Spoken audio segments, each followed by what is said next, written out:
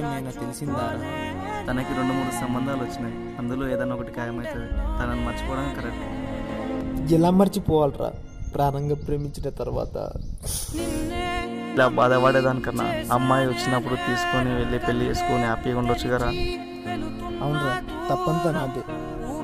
తను చచ్చిన ఇంకొంత పెళ్లికి ఒప్పుకోదురా, ఆ నమ్మకం నాకుంది. మీరు చెప్పేది అబద్ధమైన ఒక్క మాట మీరా? అబద్ధం చెప్పాల్సిన అవసరం మాకే ఉందిరా.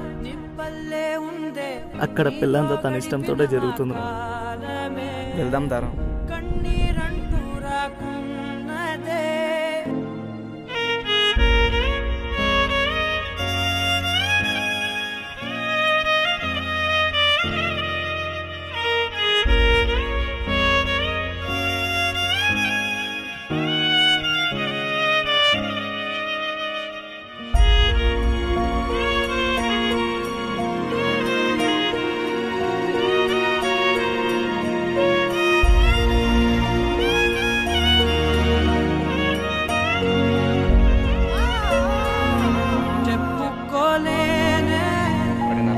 చాలా బాధగా ఉంది.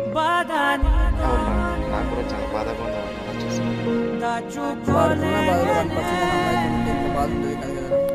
అవునరా.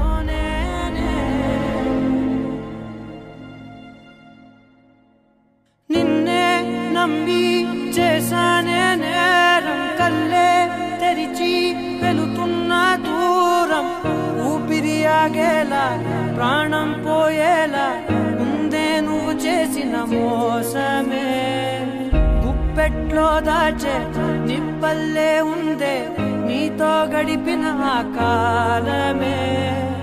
కన్నీరంటూ రాకున్నదే, బాధే తీరే దారుండదే. మగువకి మరుపంటే ఎంతో తేలికని నిన్నే చూసాకే తెలిసెను నేడే. కాలం చేసే గాయం మానేదాలే లేనే లేదా.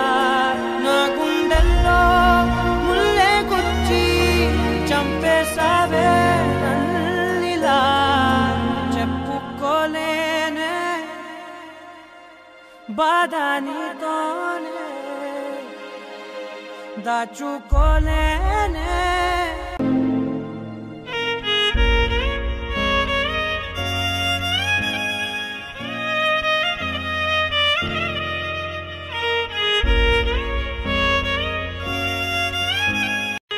ప్రాణం పోయే చివరి క్షణంలో అందరూ గుర్తుకొస్తారు, కానీ